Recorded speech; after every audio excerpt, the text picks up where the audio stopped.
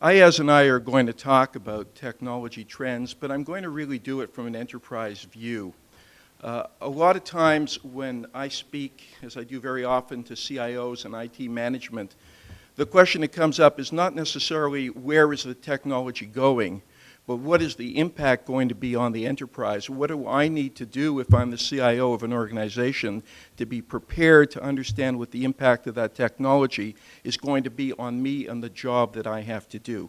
So let's take a look at some of these things from an enterprise perspective. Some of these things you heard covered by some of the various speakers. Peter and Jim spoke to tablets. Now, I think we all understand that tablets are not a fad in terms of consumer tablets. We understand that from the millions of iPads that have been sold and so forth. But the point here is that tablets are not a fad from an enterprise perspective either. So by 2015, mobile application development for tablets is going to surpass application development on traditional computing platforms. That means that enterprises are going to spend more time developing software for tablets, for mobile devices, than they will for legacy applications. So if you think about what your application development shop is doing today, it's not going to be doing the same thing tomorrow. And you heard Matt talk about cloud computing. Well, that same survey indicates that cloud computing is going to overtake on-premise computing as the primary way that organizations acquire IT over the next 5 years. So more and more organizations, now primarily in Canada, we expect that to be private cloud, because of the issues around security and privacy when information is stored outside of the country. Those are still major factors in enterprise decisions in terms of the use of external cloud computing. Nevertheless, we do expect the cloud model of on-demand utility computing to be pervasive in the next number of years.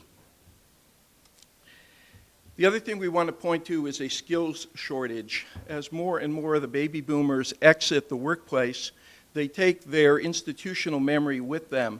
A lot of these folks, really their knowledge is not recorded anywhere, it's not written down, and when they leave, the organization loses that institutional memory.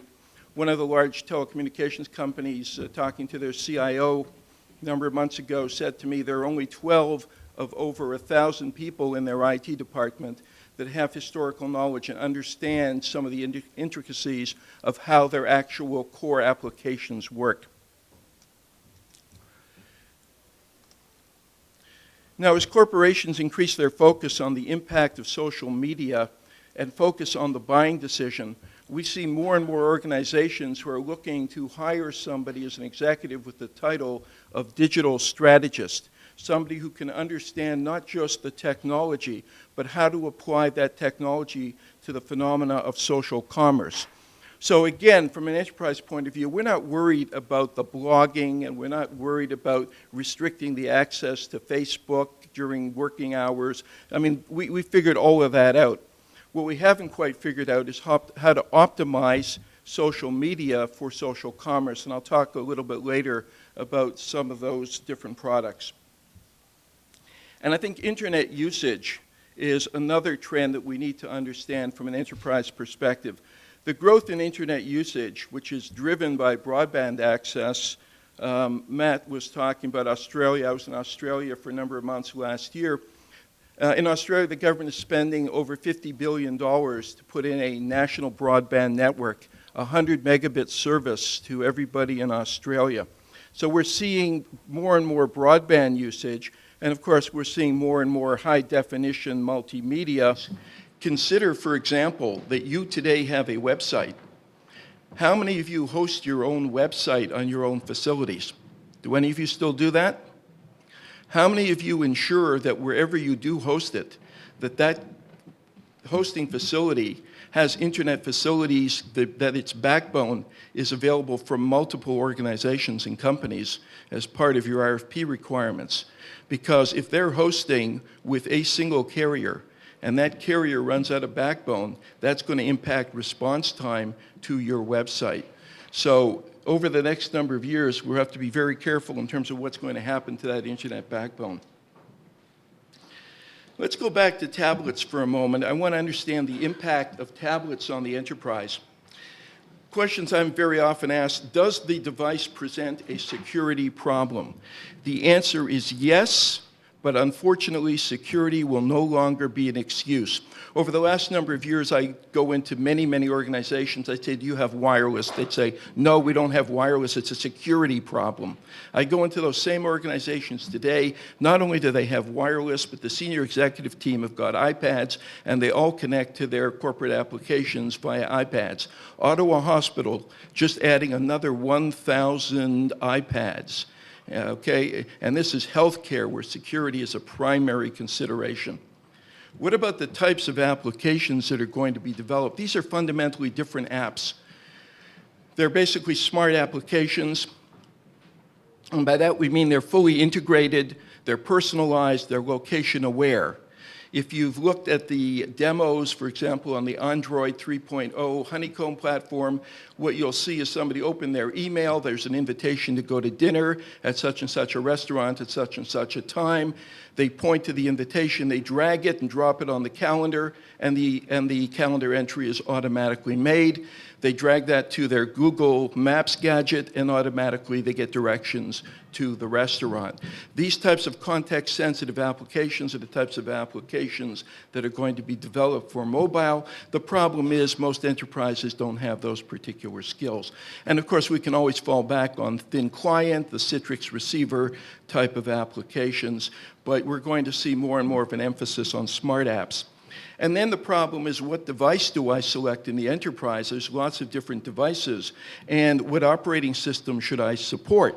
Ideally, what we'd like is to have something called a universal app, where we can write an application and it runs on all the tablets, regardless of the size of the screen. Well, we're not there yet, and this poses an interesting set of dilemmas for the enterprise. And then the question is, what development platform should I use? Should I use HTML5 or Java or Adobe Air? Should I use the system development kits that come with the system? Or should I go for optimization and use the APIs? The problem is, if you're doing graphics and you want to exploit the device and have high-performance graphics, you have to run through the APIs. The APIs are device dependent. So now have a good time and try to support all of the specific tablets that may be out there. And how will these devices be managed and deployed? Do you have the right type of enterprise mobility management platform? Those of you that are familiar with the Boxtones and the Mobile Irons and the AirWatches of this world understand what I'm referring to. So 2011 is the year of tablet wars. The tablets that are out there, the iPad and soon the iPad 2. The RIM Playbook, the Galaxy Tab, which is now being replaced by the Galaxy Tab 10.1, the new Galaxy Tab, and my favorite, which is the Motorola Xoom, which is out there with a dual-core processor and running Android 3.0, and you can order those. But what's next is really the hybrids and where we expect this market to go. Again, I'm talking enterprise, I'm not talking about consumer. A hybrid tablet, and these tablets are a combination of notebooks and tablets.